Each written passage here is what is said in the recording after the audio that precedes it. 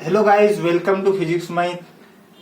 आज हम क्लास 12 का chapter magnetic effect of electric current, इसमें एक टॉपिक आता बायोट सेवर्ट लॉ, इसको देखने जा रहे हैं। और इसमें अपन इसका फॉर्मूला देखेंगे और इसके अलग अलग टाइप के क्वेश्चन जो कि एग्जाम में पूछे जा सकते वो देखेंगे। तो चलो आज की इस वीडियो को शुरू करते। तो बायोट सेवर्ट लॉ,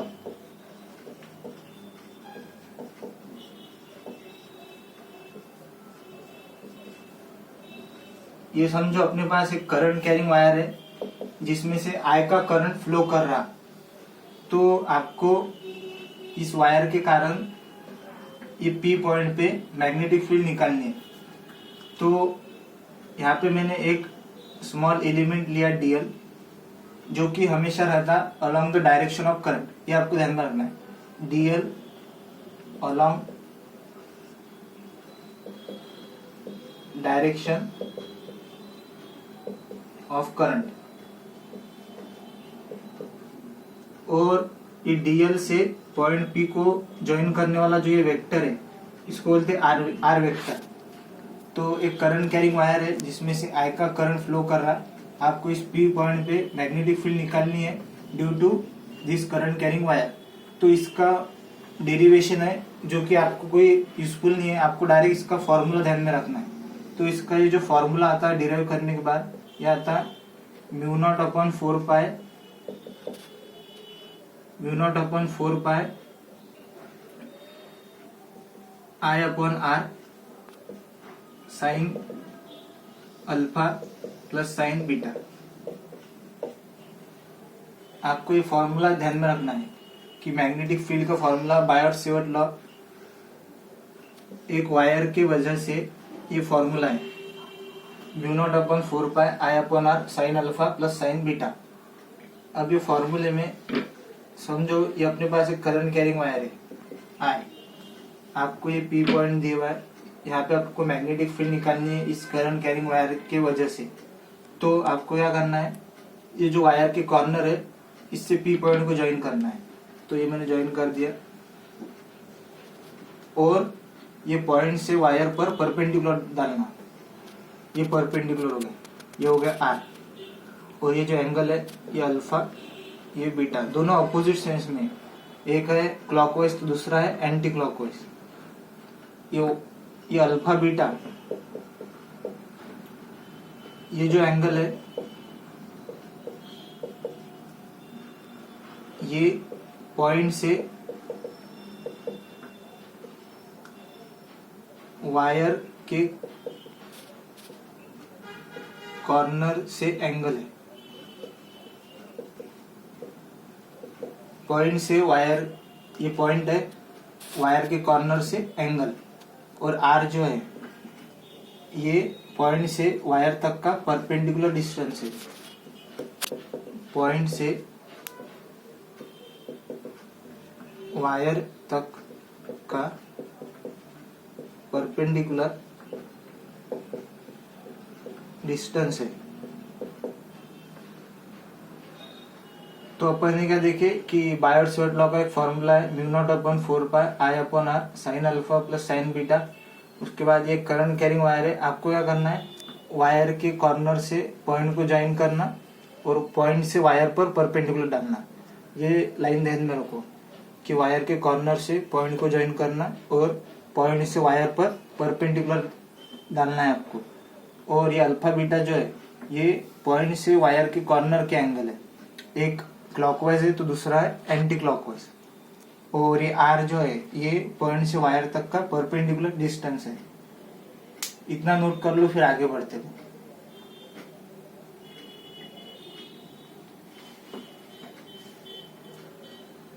तो चलो आगे देखते हैं अपन।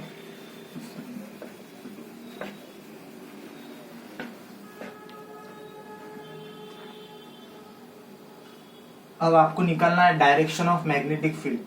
तो समझ लो ये करंट कैरिंग वायर है, इसमें से आई का करंट फ्लो कर रहा।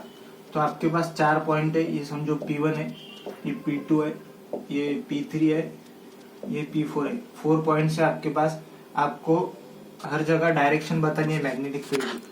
तो आपको क्या करना है, ये जो अपना थंब है इसको रखना है along the direction of current, और ये जो आपका पाम है, पाम ये आपको दिखाएगा डायरेक्शन ऑफ मैग्नेटिक फील्ड। तो ये जो थंब है इसको करंट के डायरेक्शन में रखें और पॉइंट P1 पर निकालना है मैग्नेटिक फील्ड की डायरेक्शन। तो अब आपका जो पाम है वो डाउनवर्ड की तरफ पॉइंट कर रहा, तो यहाँ पे मैग्नेटिक फील्ड क्या रहेंगी, डाउनवर्ड। तो यहाँ पे जो मैग्नेटिक फील्ड का डायरेक्शन है वो है डाउनवर्ड। डाउनवर्ड को अपन ये क्रॉस दिखा दे, और अब P2 पे निकालना है। तो करंट के डायरेक्शन में थंब रखे और यहाँ पे देखे तो पाम आपका ये साइड में पॉइंट कर रहा है। तो मैग्नेटिक फील्ड की डायरेक्शन कौन से डायरेक्शन में रहेंगी, ये साइड पर।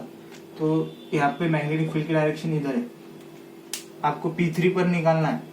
तो thumb along the direction of current और पाम आपका ये डायरेक्शन में देखो इधर से पॉइंट कर रहा बाहर की तरफ। तो मैग्नेटिक फील्ड की डायरेक्शन किधर होगी, बाहर की तरफ। तो यहाँ पे B का डायरेक्शन है आउटवर्ड, और आपको P4 पे देखना है। तो thumb along the direction of current और P4 पे देखे तो फील्ड इधर आ रही ये डायरेक्शन में, तो इधर आएंगे फील्ड की डायरेक्शन। ये हो गया फील्ड, मैग्नेटिक फील्ड कैसे देखते।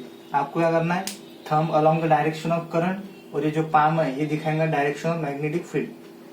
इसके बाद अपन देखते इनफाइनाइट वायर का फॉर्मूला क्या है। इनफाइनाइट वायर, इनफाइनाइट वायर मतलब ये समझो एक करंट कैरिंग वायर है, ये इधर से इन्फिनिटी पे जा रही और इधर से भी इन्फिनिटी पे जा रही। तो इसका डायरेक्ट आपको ध्यान में रखना है फॉर्मूला मैग्नेटिक फील्ड का, μ0/4π 2I/r, ये आपको ध्यान में रखना है फॉर्मूला। उसके बाद सेमी इनफाइनाइट, सेमी इनफाइनाइट का, सेमी इनफाइनाइट अगर वायर दी हुई है क्वेश्चन में, सेमी इनफाइनाइट मतलब ये समझो एक इधर से इन्फिनिटी की तरफ और दूसरे इधर ये समझो P पॉइंट है, यहाँ पे निकालना है आपको magnetic field at a distance R। तो इसका भी फॉर्मूला ध्यान में रखना है, μ0/4π I/r।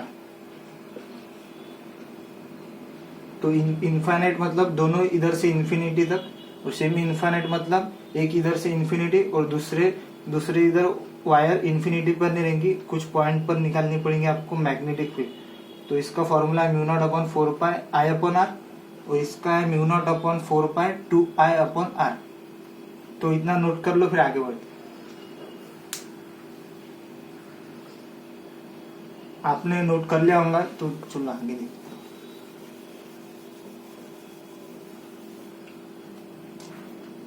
अब फोर्थ पॉइंट में देखते हैं अपन। समझो आपको एक ऐसी आर्क दी हुई है और ये थीटा एंगल पर है, और इसमें से I का करंट फ्लो कर रहा है, और आपको निकालना है ये पॉइंट P पर magnetic field due to this current carrying arc. तो इसका भी एक फॉर्मूला है, डायरेक्ट ध्यान में रखना है, μ0/4π I/r इंटू थीटा, ये due to current carrying arc का फॉर्मूला। उसके बाद अगर सर्कुलर कॉइल दी हुई आपको, सर्कुलर कॉइल,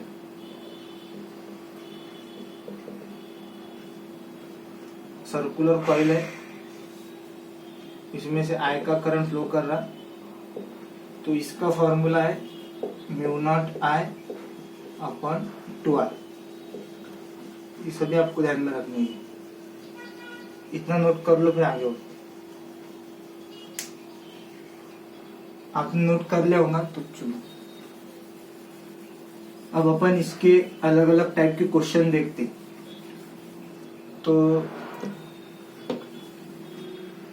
सबसे पहले क्वेश्चन देखते हैं अपन, देखो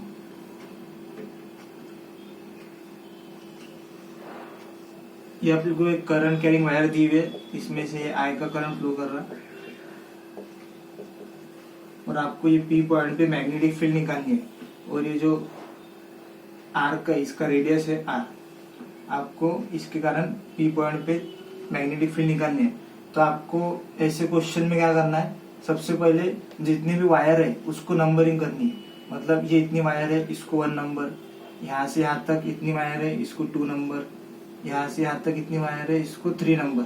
आपने नंबरिंग कर ली। तो एक और पॉइंट ध्यान में रखना है आपको कि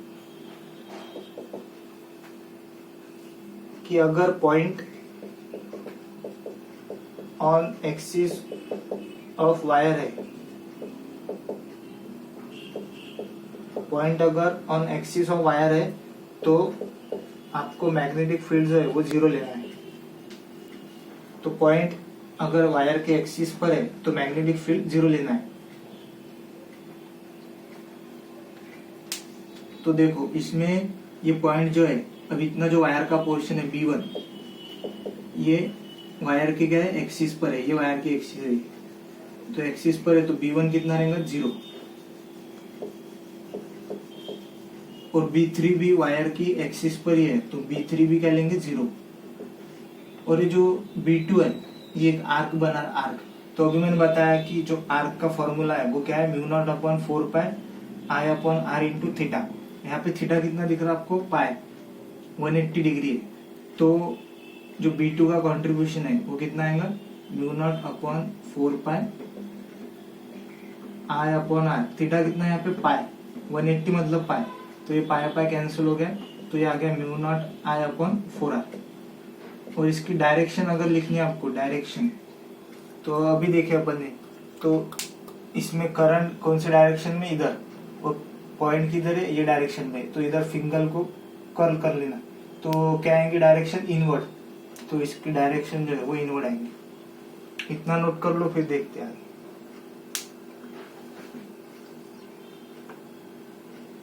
तो चलो आगे बढ़ते हैं। अब समझो आपको ये ऐसा दिया है, दूसरा क्वेश्चन है, समझो ये आपको ये ऐसी वायर दी है और ये इधर ऐसा है, इधर से I का करंट आ रहा है और इधर जा रहा है। तो ये इन्फिनिटी, ये P पॉइंट है, यहाँ पे आपको मैग्नेटिक फील्ड निकालनी है।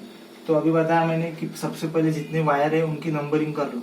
ये इतना यहाँ तक वायर है तो यहाँ पे आएगा 1, ये आर्क है, यहाँ पे 2, और ये इतना वायर है, ये यहाँ पे आएगा 3। तो यहाँ पे P पॉइंट पे निकालना है आप लोगों को मैग्नेटिक फील्ड। तो B1 जो है इसका कंट्रीब्यूशन कितना रहेगा, 0, क्योंकि ये जो पॉइंट है ये उसके एक्सिस पर लाई कर रहा है, तो इसलिए B1 का तो 0 आएगा। और ये जो B2 है ये एक आर्क है। तो अभी अपन ने देखे थे आर्क में कि ये जो आर्क है इसमें समझो I करंट फ्लो कर रहा है, थीटा। तो ये जो आर्क है, ये करंट कैरिंग वायर, इसके सामने का एंगल लेना पड़ता थीटा। तो ये जो ये देखो ये आर्क है, करंट कैरिंग वायर, इसमें से सामने का एंगल कितना है, ये नहीं है। बहुत से स्टूडेंट्स क्या करते हैं कि ये 90 ले लेते सामने का एंगल, पर ये नहीं है। आर्क के सामने का एंगल लेना है आपको, तो ये 90 है, तो ये कितना आएगा, 360 माइनस 90 मतलब 270 डिग्री। और ये जो है 270 डिग्री, इसको अपन लिख सकते 3π/2, मतलब ये ऐसा 3 इंटू 180 डिवाइडेड बाय 2। तो 2 9 जा 9 3 जा 270। तो जो ये B2 है, B2 आया, इसका कंट्रीब्यूशन कितना आएगा, इसका फॉर्मूला आर्क का μ0/4π I/r। थीटा कितना है यहाँ पे, 3π/2। तो ये पाई से पाई गया, तो ये कितना आ गया, 3μ0I/8r। और इसकी डायरेक्शन देखना है आपको। तो ये करंट है, कैरिंग वायर है, पॉइंट पे इधर है, तो ये पाम किधर है, ऊपर की डायरेक्शन में। तो मैग्नेटिक फील्ड किधर रहेंगे, आउटवर्ड, मतलब बाहर की तरफ, तो डॉट आएगा। और ये जो B3 वायर है, B3 वायर एक इधर से इंफिनिटी पर है और एक इधर पॉइंट P की तरफ है। तो अभी देखिए अपन ने सेमी इनफाइनाइट वायर है ये, तो B3 कितना आएगा, μ0/4π I/r। और इसकी डायरेक्शन देखनी है, तो ये thumb along the direction of current, और पॉइंट P किधर है, इधर के डायरेक्शन में, तो इधर घुमा देंगे, तो किधर आएगा ये, आउटवर्ड, बाहर की तरफ। अब अगर नेट फील्ड लिखनी है पॉइंट P पर, तो B2 B1 तो 0 है, तो B2 प्लस B3 हो जाएगा, क्योंकि दोनों बाहर की तरफ है। अगर समझो एक अंदर बाहर रहता था तो अपन उसको माइनस कर देते, तो B2 प्लस B3 दोनों ऐड हो जाएंगे, 3μ0I/8r।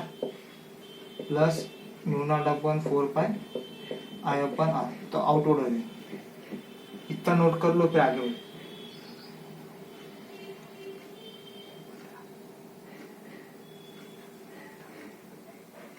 चलो आगे देखते हैं।